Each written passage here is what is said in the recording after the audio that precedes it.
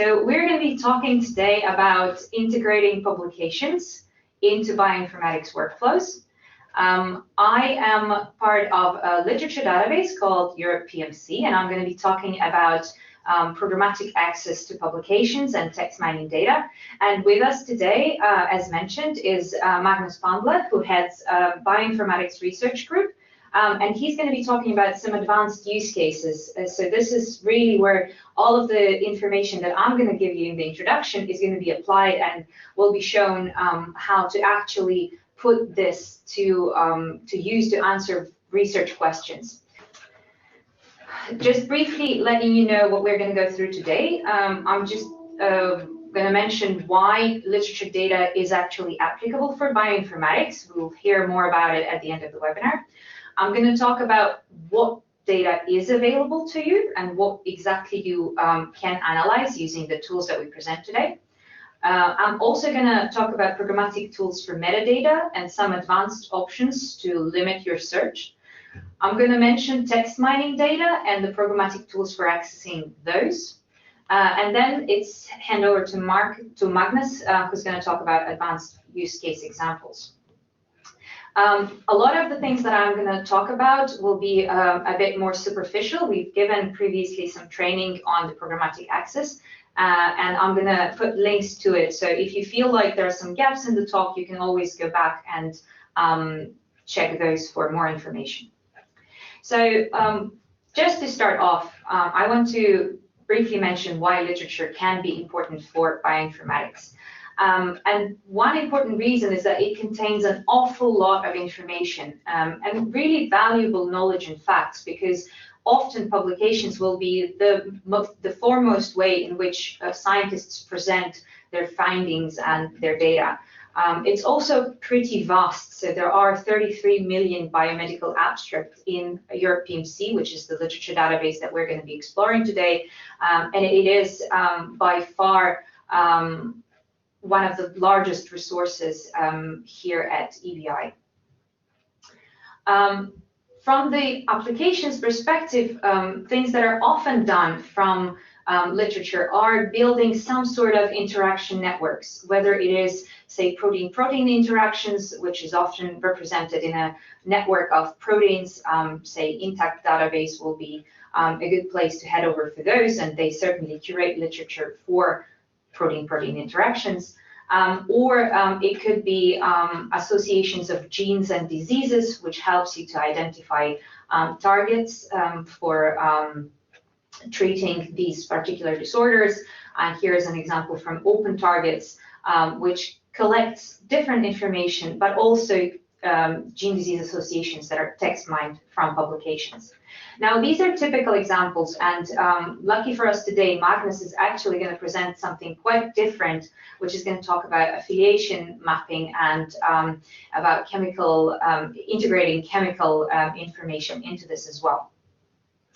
But just to start off and explain what data we can provide you with, Europe PMC is a database of life science research literature. And there are different data sources that come in, which we can really roughly split into peer-reviewed publications. Those will come from PubMed, but also Agricola and a few other sources. Preprints, which are full text publications prior to journal organized peer review. So they haven't been peer reviewed in the same way. Those are from different preprint servers like bioRxiv, ChemArchive, and so on. And then there are other sources like patents from the European Patent Office and a few other things like books and PhD theses and so on. So there's going to be a difference in the type of literature data that you can work with. And you have to decide what is most useful for the task that you have.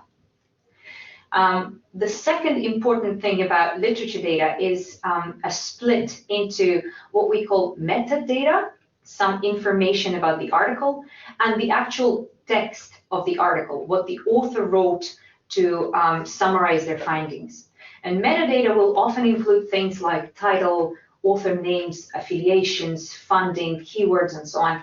And it will also include abstract, which is part of the text, but is considered metadata. So abstract is a short summary of the full text of the article. So in Europe PMC, for all of these different data sources, we have different availability of metadata and full text. There are about 36 million abstracts in Europe PMC. Of those, 5.6 million are available as full text in Europe PMC, meaning we actually host them as part of the data and you can access it for text mining purposes and so on.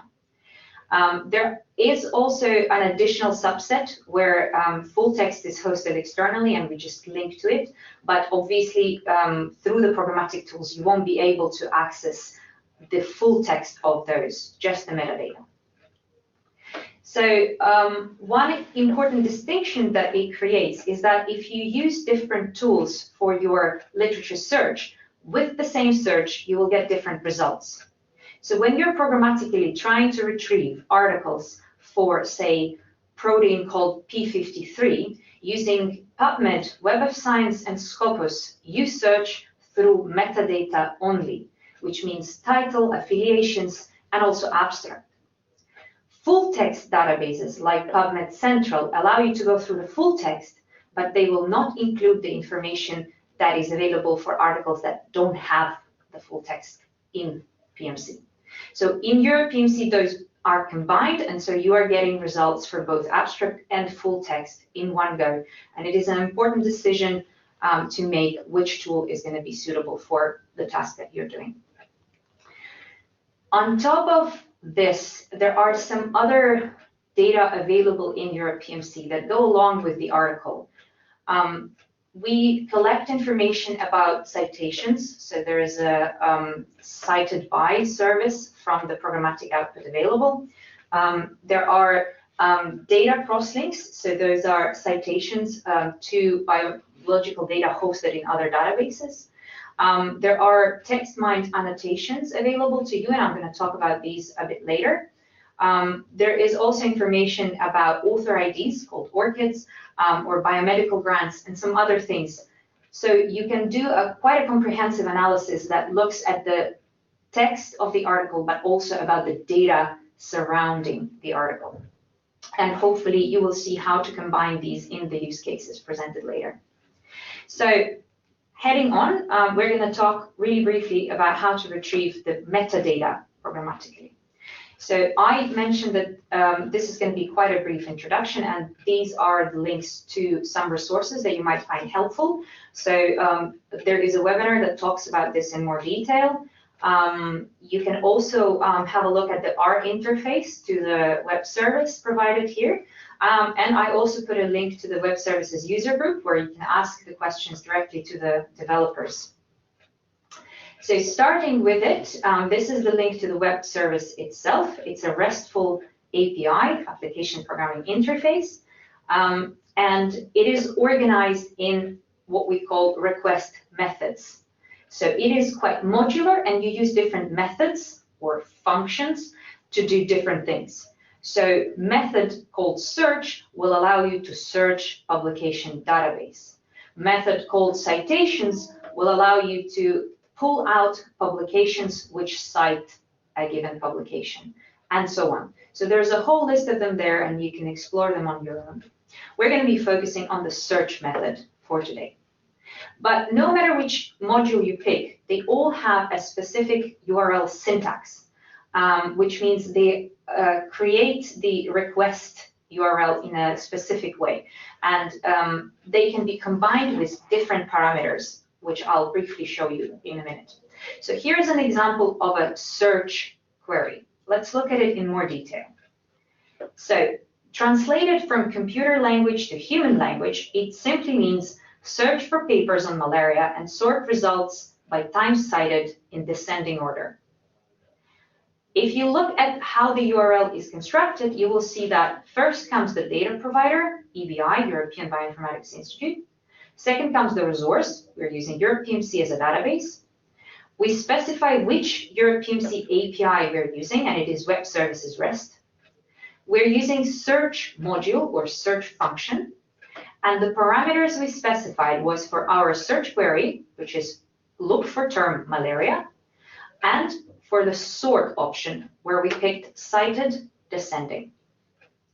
So here I'm going to talk about the input. When you're creating your URL or your search request, these are the things that you will have to put in. So first and foremost, it's going to be the user query. So you are going to search for something. What will it be? It might be a combination of keywords. It could be a specific phrase. It might be what we call a field search, where you tell exactly what you're searching for. So this, for example, will mean limit my search to author names only. Or it might be a specific publication to which you will refer by what we call publication ID. You can also pick how much response you want to get. Do you want to be very light and just return a list of publication IDs, which is just allowing you to keep track of which publications you need? Or do you want to get some key metadata like titles and author affiliations and so on? Or do you need full set of metadata, which includes abstract in your output? There are a few additional ones. I'm going to quickly skip over those, but you can always look at the slides later. So an important point to stop at is the cursor mark. The way you go through pages of results is with a cursor mark. The first page will have empty value for it, and next page would always be specified by a next cursor mark parameter. If you need more information on this, go back to the webinar that I've put a link on in the description, and you can listen to it in a bit more detail. So this will basically, page size parameter will basically determine how many results you get per page. And in order to navigate between results that are more than 25, you will use the cursor mark parameter to jump from one page to the next to the next. So cursor mark is like a bookmark. It just tells you where to go for your next page of results. And of course, you can sort your results differently. The default is always relevance, but you can alternatively sort it by times cited, publication dates, or author names. You will also have to specify in which order you want to sort it. So ascending or descending, do you want to start by cited 0 or by cited most times ever? You can also pick output format. This is going to be depending on what kind of application you intend to use it for. There's XML, JSON, and Dublin core format available to you. And so here is just an example of a search. So here I've put search for DNA damage in query. Result type light means return metadata only. We don't want any synonyms included. We want to start from the first page of results. We get 25 articles per results page. We sort by relevance, and we output in JSON format. So this is what we put in, and Europe PMC has this quite useful documentation, which means that you can actually do this on the website. You put in your parameters. Even if you didn't write any code, it's going to construct the request URL for you. So that's what I'm going to be showing. So here is the request URL that, based on all this, is going to take us to the output. So here you can see that in the output, the first things you learn is some information about the API, the number of papers, which is the hit count that is returned by your request, and then the summary of everything we've put on in the previous slide. And here is what you actually get as a description for each individual paper. So as you remember, we've put light, so it means there is some metadata, some data about the article returned to us. There's going to be some info that identifies the article, some numbers that define exactly which article it is. There's going to be metadata in the sense that it will contain title, authors, affiliations, and so on.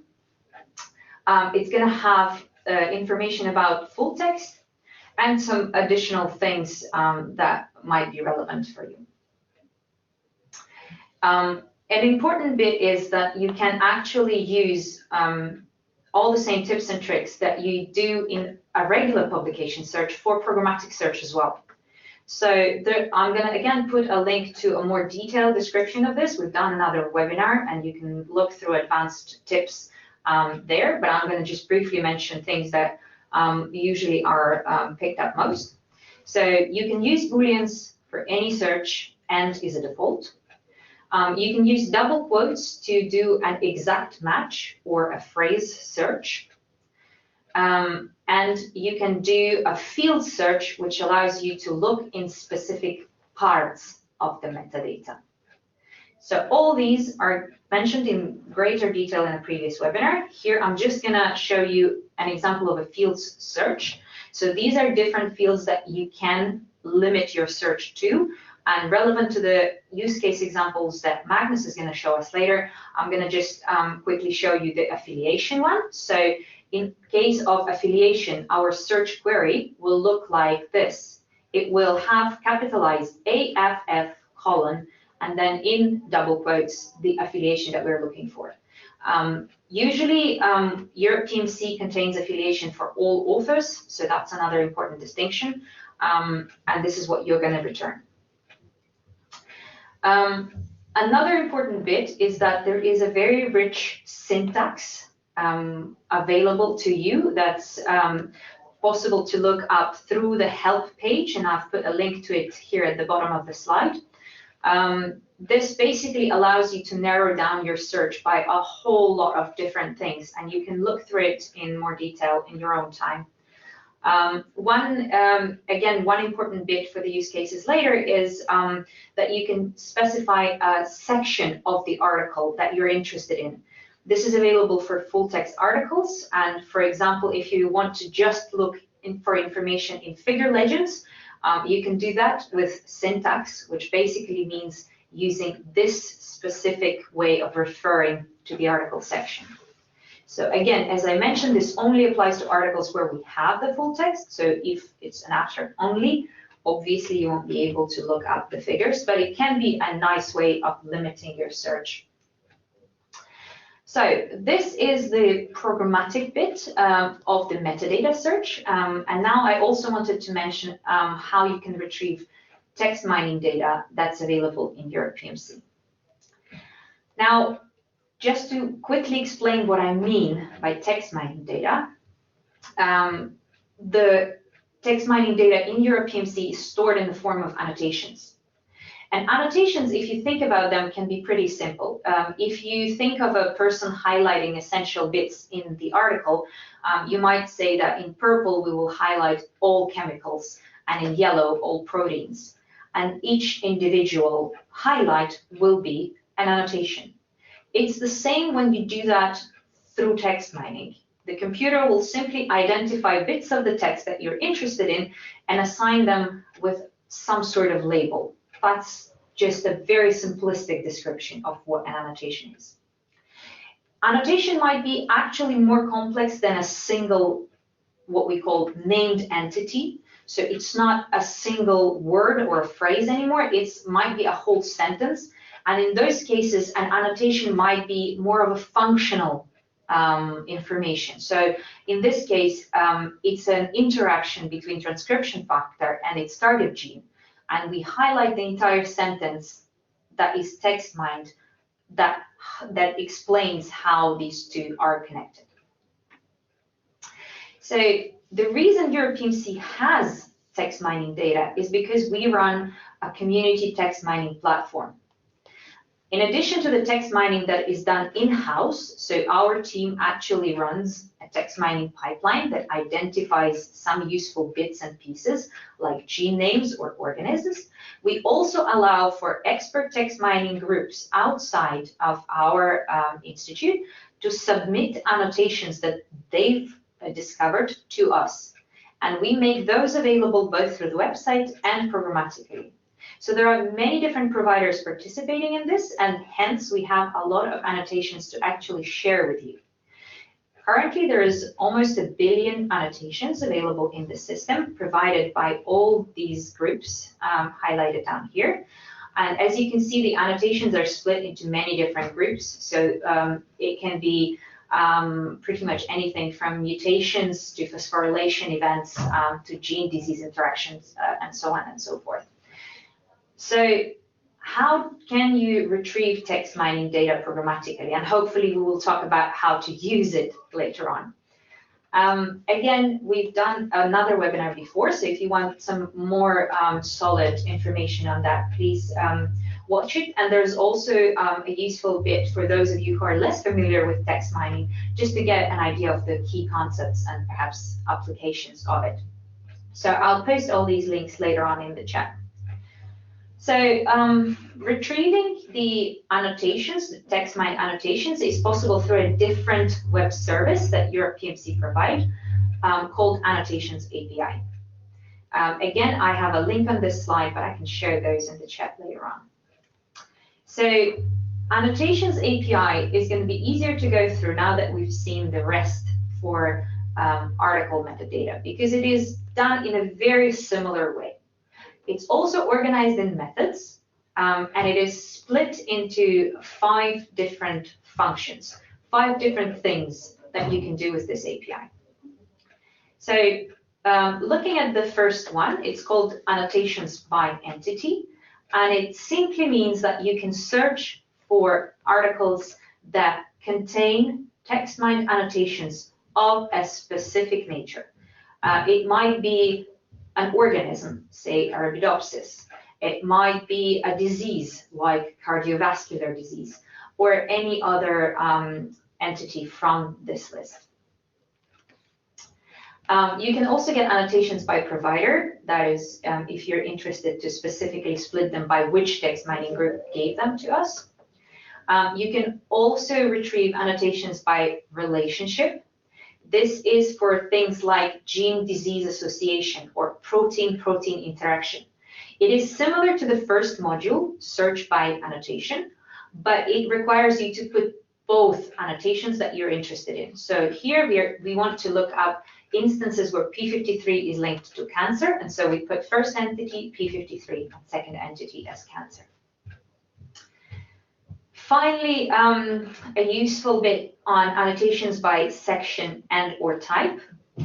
This allows you to do 2 things, and you can do them separately or combined. You can either search for annotations by type, and the type will be one of the different annotations that we've specified. It might be show me all papers with a gene function annotation, or all papers with a biological event, that's phosphorylation annotation, and so on and so forth.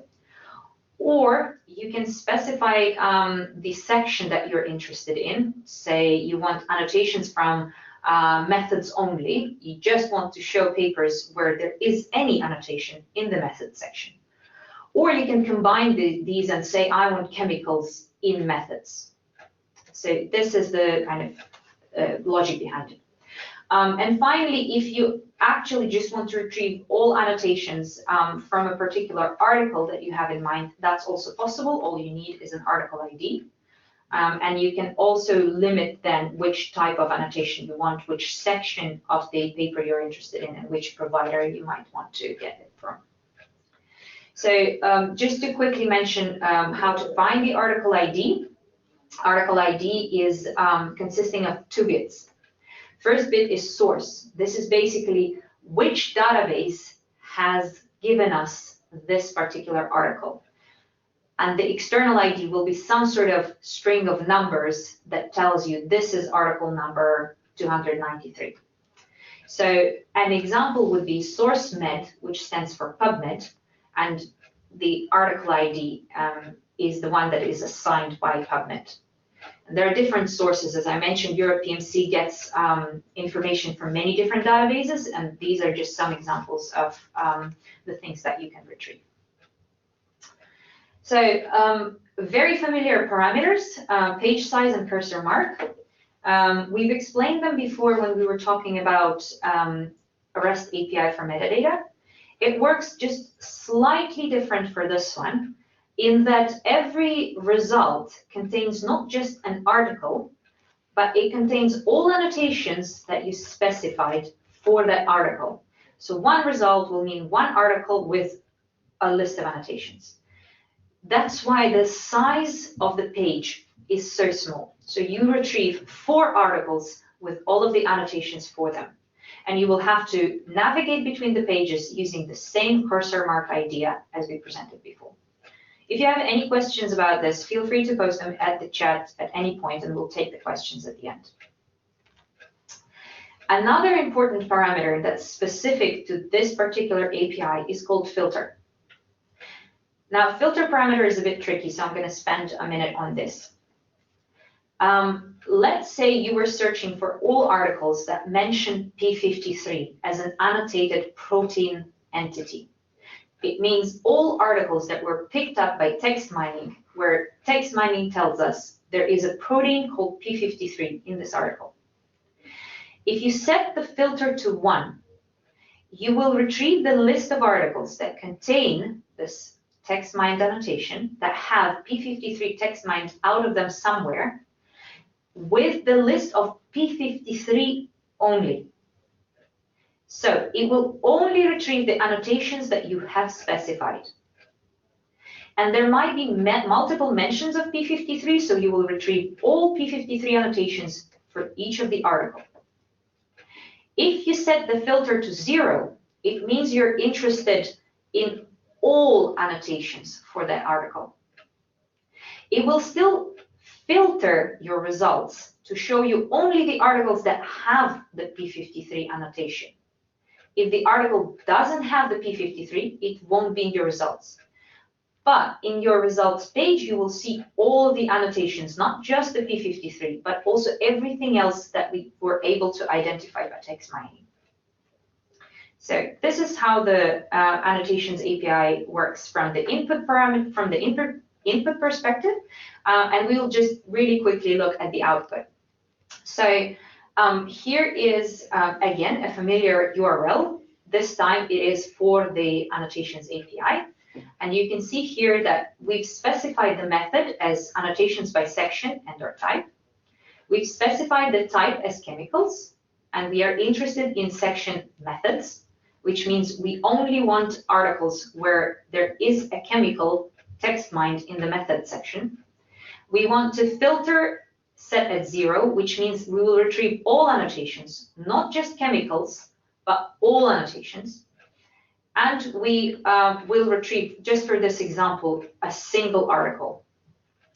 So here is the one article that we get. And as you can see, it will have the article ID highlighted here. And we will look at the actual annotations that we retrieve. So there is a number of things that the output shows you. We're going to go through them really quickly.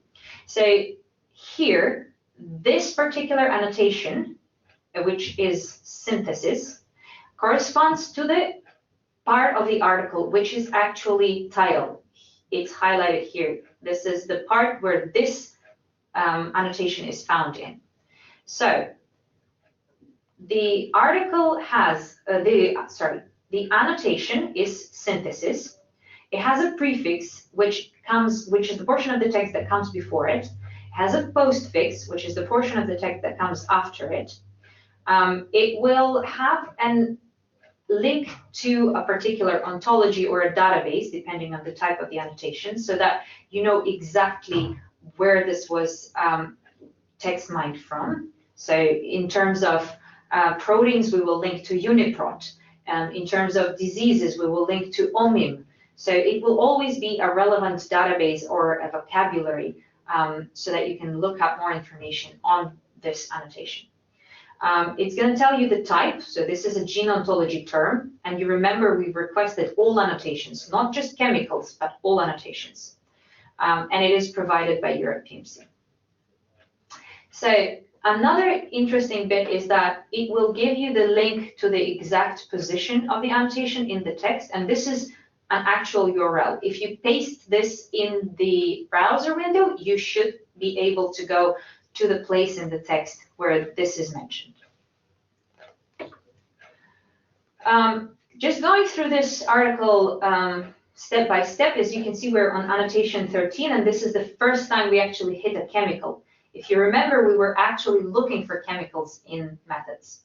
So here we hit a DEPC peptide, and we get the type chemicals. But unlike the previous example, we don't actually have the exact position, prefix, and postfix. Now, the reason I picked specifically this article to show you is that there are restrictions on publication license. So sometimes when we have the full text, we will be able to do text mining on our end.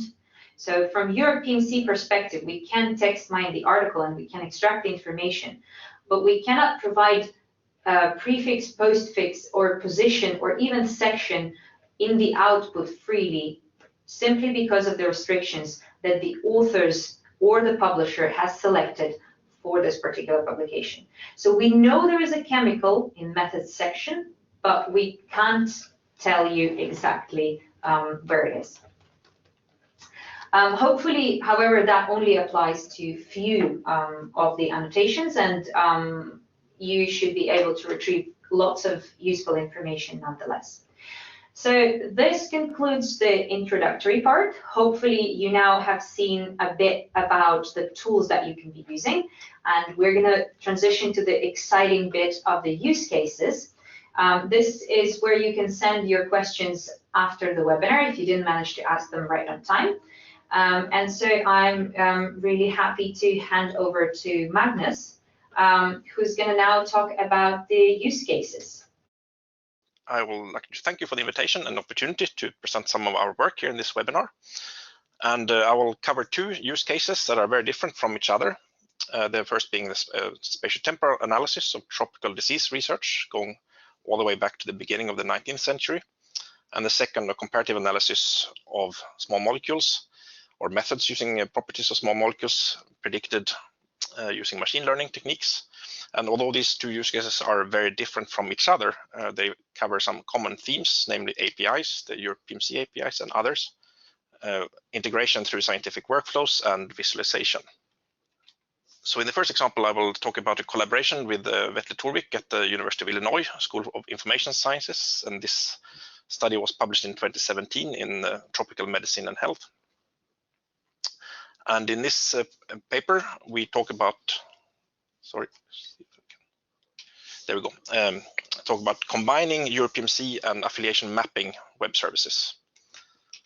So we combine these web services using a scientific workflow. So when we talk about combining, we actually integrate the web services in one single executable workflow. And in this work, we use Apache Taverna, developed by Professor Carol Goebel's group at the University of Manchester. Taverna was and still is a very elegant workflow engine for calling and parsing data from boostful and RESTful web services, including those from Europe PMC. So you don't actually have to type all the detailed queries, but you can actually just fetch an example and then click on which fields you want and build the queries that way.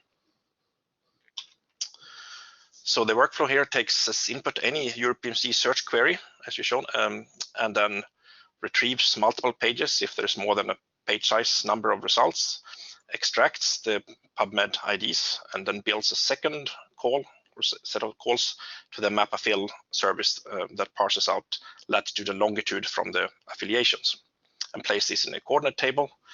And then you can use this for mapping the author affiliations related to your search query.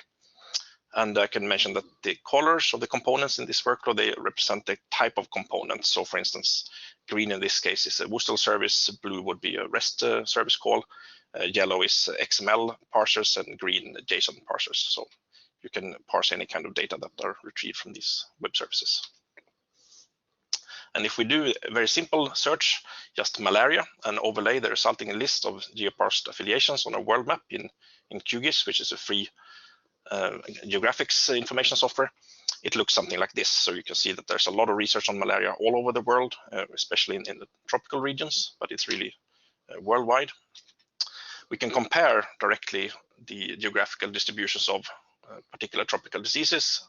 For example, leprosy here, with research focused in India, and Chagas disease concentrated in South America, then with the disease burden is higher. And we analyzed and compared the 10 most published tropical diseases as defined by WHO and saw clear differences for each, corresponding in part to disease burden, but also economic and other factors. And we also did a temporal analysis looking at the number of publications on these diseases over time, which showed some other interesting patterns that are not only due to the coverage in the literature. For example, we see a sharp drop in the beginning of the Second World War, and then an increase from 1942 onward, followed by a drastic drop after 1945 with the decolonization and and everything. This lasted until the early 2000s when these diseases received increased attention and funding, notably through the Bill and Melinda Gates Foundation. We also looked at and saw spikes in Ebola publications after the first outbreak in 1976, and the second outbreak in 95, and especially after the major outbreak in 2014. And I mentioned this example specifically because you have to be very careful when you text mine in a simple way as looking for a single word like Ebola, and trying to identify the first appearance of a disease in the literature, because Ebola, also referring to the same river from which the disease takes its name, appears first time in 1958, referring to a paper referring to endemic goiter. So it's a paper not on the hemorrhagic fever, but a different disease, but with in the area, same area. Then we combined the results from the Europe PMC and the MapAffil affiliation geoparsing with the VOS viewer software for co-authorship analysis developed by my colleagues Ludo Waltman and Naisjan van Eck here in Leiden, to reveal the geographical patterns of collaborations on these diseases. And we can see that at least some of these patterns are explained by shared history and language, for example, between the Francophone countries. I can also mention that this VOS viewer can now also search and retrieve data directly from Europe PMC using the APIs without the user having to know actually how the APIs work. So there's third-party software now built on the Europe PMC APIs. It's quite exciting. So the second example is about something completely different. It's this very recent work just published this summer, where we combined Europe PMC articles and annotations APIs with QSPR, or quantitative structure property relationship predictions of properties of particular interest for these text mine small molecules. And as mentioned, all the small molecules annotations are covered or are part of the KEBI ontology, which stands for chemical entities of biological interest. And in the ontology, there are also the relationships and properties that can be used to semantically integrate the text mining data. And in this paper, we showed how to enhance or to build on these manually curated properties in the ontology and extend them with quantitative predictions of properties of these molecules through QSPR. And again, we combine the Europe PMC APIs with another service, in this case OChem, maintained by Igor Tekto at the Helmholtz Centrum in Munich.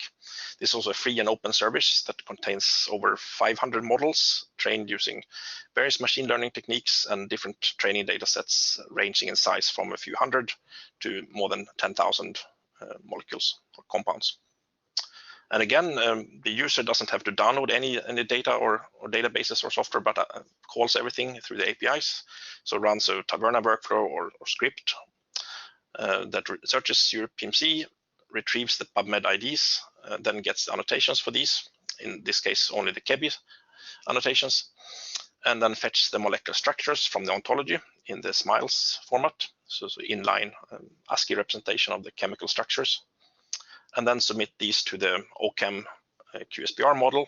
In this case, we choose a log PS 3.0 for predicting hydrophobicity as a log P, or the 10th log of the partition coefficient between octanol and water, which is experimentally determined for thousands of compounds.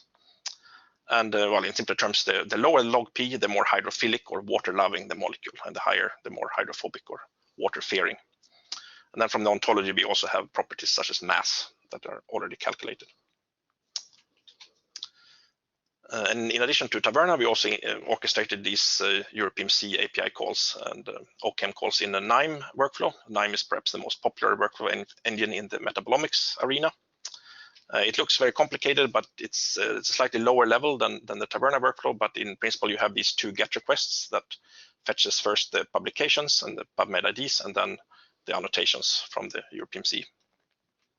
Of course, you can do this in almost any scripting language, including R or Python. And in general, I would recommend that you first try what you already know. It's probably not that hard to do this. And the results can be visualized in ways that are familiar and interpretable to experts in the field, so analytical chemists in this case, such as mass spectra or chromatograms or what have you. So in this case, there's a mass spectrum based on 6,000 articles mentioning liquid chromatography mass spectrometry in their method section. And we can see the base peak. The tallest peak here is water. That's usually the compound that appears most in most searches. So the least discriminating or informative. But we can also see the discrete peaks for some anti-cancer drugs like Taxol and Taxotere, and a number of antibiotics at higher masses that are commonly analyzed by liquid chromatography mass spectrometry. And for two or more properties, we can visualize them in 2D views, for example, such as heat maps. And if you do this now, plotting log P or hydrophobicity on the horizontal axis and mass on the vertical axis, this is what it would look like if you plotted all the alkanes, so molecules of this hydrocarbons of this formula from KEBI. And you can see that as alkanes get more, they get more and more hydrophobic, the larger the N, so the longer the chain of carbons in this case. Now we can run several searches and then compare the results. This is when it becomes really interesting. So for multiple compounds, we can use different colors. So if you have 2, then you can choose an infinite number of color schemes. And for 3, the RGB color scheme is the most obvious. So the red, green, and blue for the 3 compounds. And suppose we do a search now for antimalarial or any synonyms, and anti-helminthic and antibacterial or antibiotic. And then we retrieve the small molecule annotations and then collect everything and then plot these now, mixing the 3 different colors for the 3 different distributions coming from these different searches. What would it look like then in mass and log P space? Well, it looks like this. So here are normalized against the total number of annotations retrieved from each search, because there are many more papers on antibiotics and antibacterial properties than the antiparasitic ones. We have water again here. That is the most abundant compound. It is suppressed by applying a term frequency, inverse document frequency normalization. That's quite common in text mining. Just by the way, this is the area corresponding to the rule of 5, which is a heuristic or rule of thumb for drug likeness. So compounds in this area are more likely to be to work as an orally administered drug. So the rule of 5 comes from that the log P should be below 5 and the mass below 500, and a few other properties. And we see also drugs well outside this region. We see in red here Lipitor, which has been investigated for its antimalarial properties. We see similar compounds here, 2 common antibiotics appearing close together in the map, and in blue, of course, since they're antibiotics. We see ivermectin, a well-known broad-spectrum anti-helminthic drug, and particularly it shows up in green. And actually, this is a mixture. It's a 9-10 mixture of 2 compounds differing by methyl groups. So if you would zoom in, it would look something like this. And the eagle-eyed of the attendants here might have noticed a very hydrophilic ionic compound in red for antimalarial, and this happens to be NADP, which is quite surprising to see as an active against malaria. I mention this because it's actually not directly the property of this compound, but it is related through being in the name of an antimalarial drug target that has been heavily researched. So it is related, though not itself having any particular antimalarial properties. So I show this example to point out that these maps are always going to be imperfect in detail, and they should be used for looking at broad patterns primarily. So,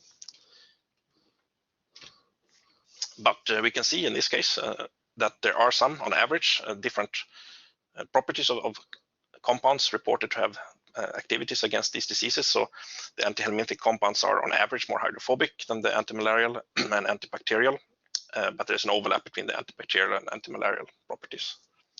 So this is how you interpret these patterns of the colors. And I should stress here that we used only open data from Europe PMC access through the articles and annotations APIs, with the log P predictions from OChem, which is also open and completely free. And this map is based on 11.4 million chemical named entity recognitions or small molecule annotations in the literature, retrieved from 350,000 research papers. We also revisited the classical analytical chemistry textbook figure that you find in any textbook or a review on analytical chemistry on the applicability of different ionization and separation techniques. So for mass spectrometry, 3 very common ionization techniques are atmospheric pressure chemical ionization, or APCI, electrospray ionization, ESI, or electron ionization, formerly known as electron impact, or EI. So in these textbooks, you see a figure that looks something like this if I scale it and color it in the same way. And these figures are drawn on experience, which probably is biased, and then propagated through many textbooks and review papers. But of course, we can now look at what it actually looks like. If you do the search now, we can do the search in the method sections for these ionization methods, and then look at the properties of the small molecules that are found in the rest of the articles. And it looks something like this. So not completely different, but significantly different, I would say. And you can see that the APCI has a discrete hotspot here. And this type of analysis is very useful when planning an experiment or designing an assay, answering the specific question, how have others analyzed molecules that are similar to those that I'm interested in? And this means that the method is likely to work, and there's likely to be a lot of data available for comparison where similar compounds have been analyzed using the same technique. And as mentioned, one really cool thing that the Europe PMC team has done now is to section tag all the open access papers. So you can look for a specific technique or measurement method in the experimental section. I should say in this map, I used retrieve the small molecules and from all the sections, but in principle, it can be done then to look for just look for a search term in just one section. So to conclude, I hope I could show that the Europe PMC APIs, though very powerful on their own, are even more powerful when combined with other services, such as geoparsing affiliations or small molecule property predictions.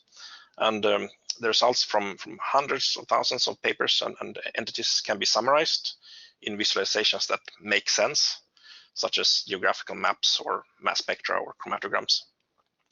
And in my view, the applications are almost endless and include at least topics such as scientometrics, the quantitative studies or measures of science, design of experiments, semantic and property-based data integration, drug design, but also topics like business intelligence and studies of the history of science. And with that, I thank Maria and Anna again for the invitation to talk, and everyone listening for joining this webinar. Thank you, Magnus. We are now going to take the questions, and both me and Magnus are going to take turn answering them, because some of them are addressed different parts of the lecture. And so the first question I'm actually going to throw off to Magnus, and this is, how do you visualize physicochemical properties in Europe PMC? If you think you can perhaps take that one.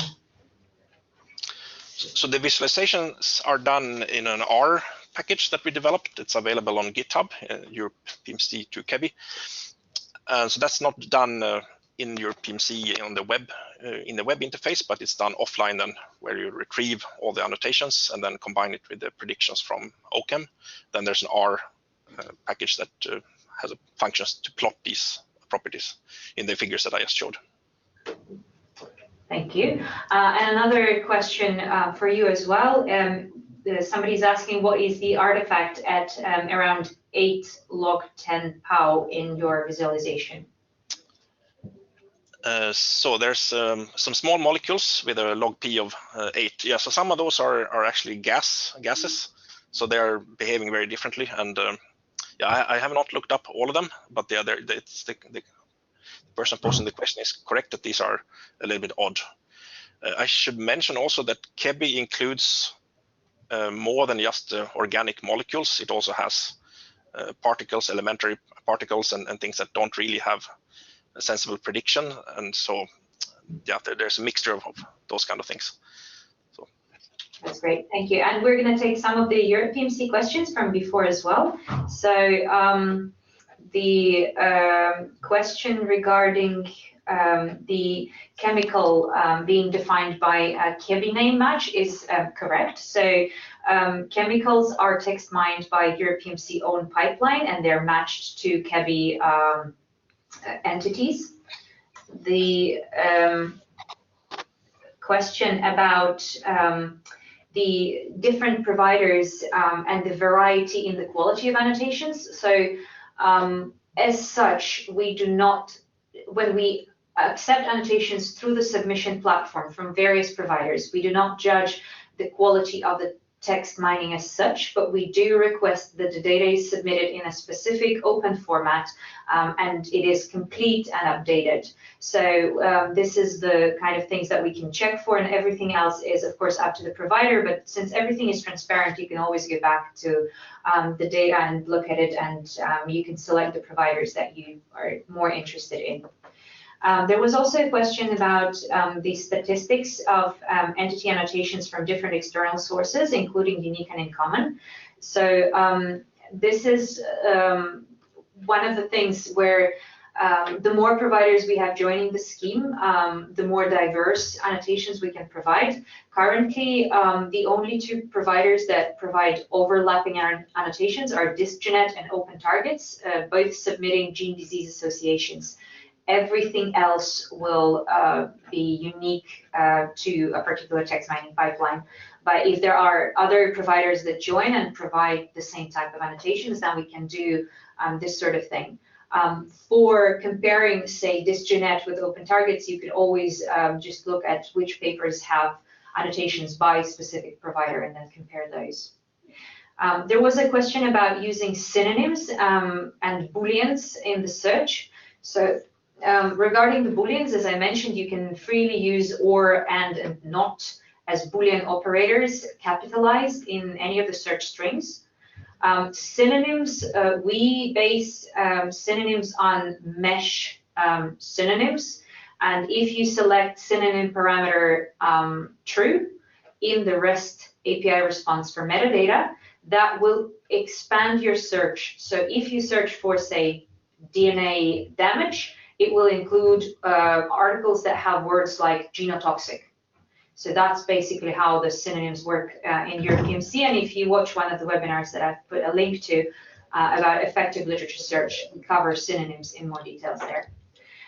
Christopher also asked whether you can filter by count of the mention per article. So if an annotation is mentioned once or 10 times, that is unfortunately not possible in a straightforward manner. So you can retrieve the count. It is part of the output, but you can't sort of filter to only show you the articles that mention a specific thing 10 times.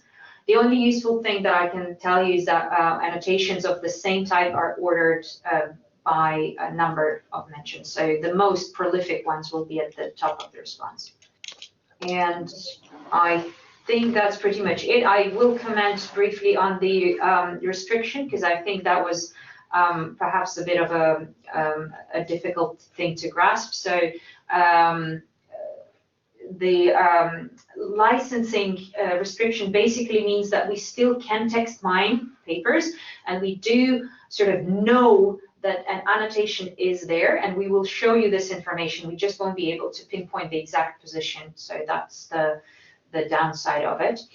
We also got a question about the data coverage, in particular regarding the